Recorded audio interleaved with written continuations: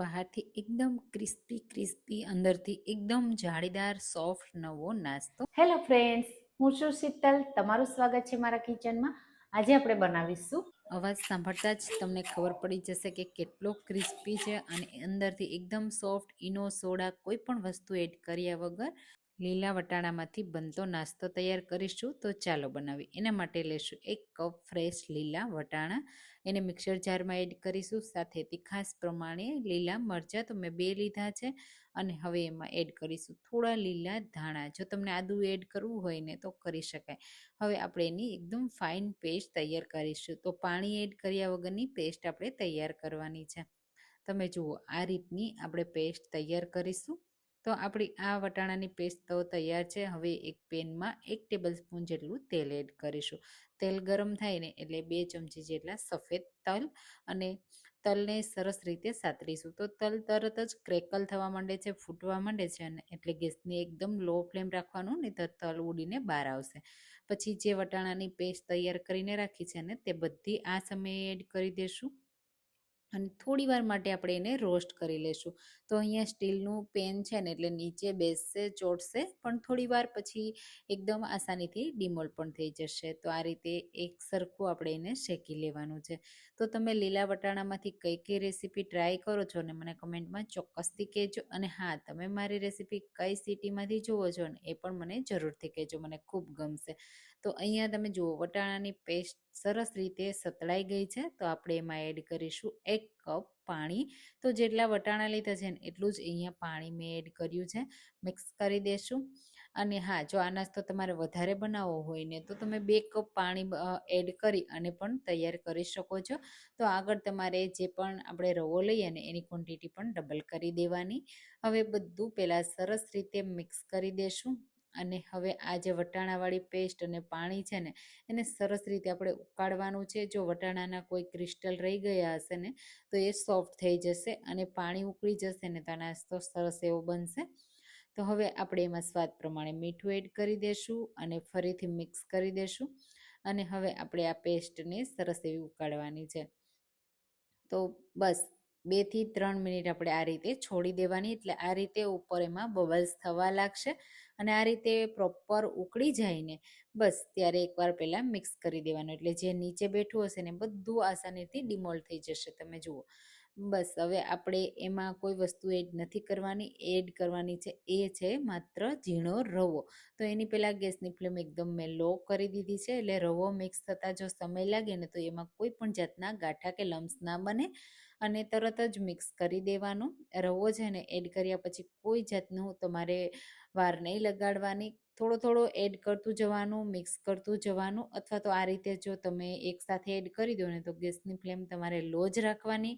અને પછી તમે મિક્સ કરો ને ત્યારે થોડી સ્પીડ રાખવાની. એટલે જે ગરમ વસ્તુ અને ઠંડી વસ્તુ મિક્સ થાય ને તો આ રીતના લમ્સ બને તો એ નહીં બને અને એકદમ સરસ રીતે તમે આ રીતે સ્મૂથલી મિક્સ કરી શકશો. એકલા હશો ને તો પણ આ મિક્સ થઈ જશે. સરસ રીતે મિક્સ થઈ ગયું તમે જુઓ. અને મિશ્રણ આ રીતે પેનથી અલગ થવા લાગ્યું છે અને થીક થઈ ગયું. અને તમારે જો એને વધારે થીક ન થયું હોય ને તો થોડી વાર માટે ચલાવવાનું. એટલે આ રીતનું થીક થઈ જશે. પછી આપણે ગેસની ફ્લેમ બંધ કરી મિશ્રણને નીચે ઉતારી લેશું અને કોઈ વાસણમાં કાઢી લેશું. હલકું આપણે એને ઠંડુ કરવા માટે થોડું સ્પ્રેડ કરી દેશું. એટલે જ્યારે આપણે મિક્સ કરીએ ને ત્યારે હાથમાં ગરમ ન લાગે. આ રીતે થોડું સ્પ્રેડ કરી દીધું. મેં એને થોડી વાર માટે ઠંડુ પણ થવા દીધું. હવે અહીંયા મારી પાસે 2 નંગ મીડિયમ સાઇઝના નાના બટેટા છે. એને આપણે ખમણીને એડ કરી દઈશું. બટેટાથી બાઇન્ડિંગ સારું એવું આવશે અને સાથે ટેસ્ટ પણ ખૂબ જ સરસ આવશે. તો બટેટાને મેં પહેલાંથી જ બાફીને તૈયાર કર્યા હતા અને ઠંડા પણ છે. ઠંડા હશે ને તો ચિકાસવાળા નહીં બને અને તમારે એમાં મોસળનો ભાગ ઓછો થઈ જશે. એટલે તમારે કોઈ પણ લોટ વધારે એડ નહીં કરવો પડે.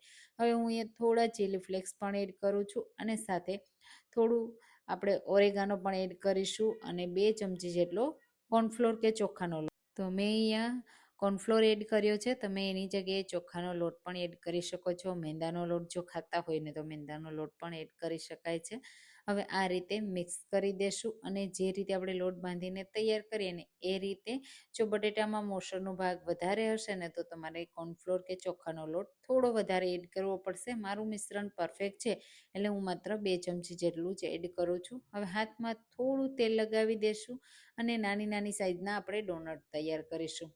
તો ડોનટ બાળકોને ખાસ કરીને બહુ ભાવતા હોય છે, પણ જો આવી રીતે બનાવીને આપશો ને તો હેલ્ધી પણ છે અને ક્રિસ્પી પણ છે અને ટેસ્ટી પણ છે. આ રીતે એક સરખું સ્મૂથ કરી લેવાનું. જેવડી સાઈઝના તમારે બનાવવા હોય ને એવડા બનાવી લેવાના. વચ્ચે આ રીતે ડોનટની જેમ તો વચ્ચે આ રીતે હોલ કરી દેશું. આ નાસ્તાને તમે લીલા વટાણાના ડોનટ પણ કહી શકો છો અને લીલા વટાણાના મેંદુવડા પણ કહી શકાય છે. મેંદુવડા જેવો તમને ટેસ્ટ આપશે અને લુક ડોનટ જેવો આપશે. તો બંને તમે કહી શકો અને બાળકોને આપી શકો છો. બાળકોના લંચ બોક્સમાં પણ તમે બનાવી શકો. સાંજે તમે આ મિશ્રણ રેડી કરી લો, ફ્રીજમાં રાખી દો અને સવારે તમે ફ્રાય કરો, સેલો ફ્રાય કરો કે એર ફ્રાય કરીને પણ આપી શકો છો. આ રીતે તૈયાર કરી લેવાના. પછી સવારે એકદમ ઇઝી ઝટપટ તમે તૈયાર કરી શકો છો. આ રીતે બાકીના બધા બનાવી લેશું અને આજે આપણે ડીપ ફ્રાય કરવાના છે એટલે એકદમ ક્રિસ્પી બનીને તૈયાર થશે. તો આ રીતે બાકીના બધા જ આપણે બનાવી તૈયાર કરી લેશું. તો બધા મેં બનાવી લીધા. તમે જુઓ કેટલા બધા બન્યા છે. હવે આપણે એને ફ્રાય કરવા માટે મીડિયમ ફ્લેમ ઉપર મીડિયમ તેલ ગરમ હોવું જોઈએ અને આ રીતે બધું તેલમાં 1 બાય 1 એડ કરી દેશું. પછી થોડી વાર માટે એમ જ રહેવા દેશું. એક સાઈડથી થોડા ક્રિસ્પી એટલે કે થોડા ડ્રાય થઈ જાય ને પછી આપણે એની સાઈડને ચેન્જ કરવાની. આ રીતે તમે જુઓ એક સાઈડથી થોડા ડ્રાય થઈ ગયા તો આપણે એની સાઈડને ચેન્જ કરી દેશું અને થોડી વાર માટે બીજી સાઈડ પણ થવા દેશું. એ રીતે આપણે ફેરવતા જશું એટલે એક સરખો કલર આવશે અને એકદમ ક્રિસ્પી પણ બનશે. જોતાં જ ખાવાનું મન થઈ જાય એવા બનશે. જેમ જેમ ફ્રાય થશે ને એમ એનો કલર ચેન્જ થતો જશે. સાથે તેલમાં જે તમને બબલ્સ જેવું દેખાય છે ને એ પણ ઓછું થઈ જશે. અંદર સુધી સરસ એવા કૂક થશે ને એટલે એકદમ જાળીદાર તૈયાર થશે, ફૂલી જશે અને સરસ રીતે બસ આ જ રીતે બાકીના બધા ફ્રાય કરી લેવાના. સેલો ફ્રાય કરો તો પણ એ જ રીતે તમારે શેકી લેવાના અને એર ફ્રાય કરો તો તમારે બ્રશ કે સ્પ્રે કરી તેલ લગાવી એર ફ્રાય કરી લેવાના. એકદમ સરસ સિમ્પલ પણ યુનિક એવો આ નાસ્તો બનીને તૈયાર થઈ જાય છે. તો ક્રિસ્પી બન્યો છે. હવે આપણે એને સર્વ કરીશું. તો સર્વિંગ પ્લેટમાં તમે કોઈ પણ ચટણી સાથે, ટોમેટો કેચઅપ સાથે, ચા સાથે સર્વ કરી શકો છો. એમ જ બહુ સરસ એવા લાગે છે. તમે જુઓ અવાજ સાંભળતા તમને ખબર પડી જશે કે કેટલા ક્રિસ્પી બન્યા છે. તોડીને બતાવું તો તમે જુઓ અંદરથી એકદમ જાળીદાર છે. તો આ નવો નાસ્તો એકવાર ટ્રાય કરજો. જો રેસીપી પસંદ આવી હોય તો લાઈક કરજો, શેર કરજો અને મારી ચેનલને પણ સબસ્ક્રાઈબ કરજો જેથી નવી રેસીપીઓ દરરોજ મળતી રહે.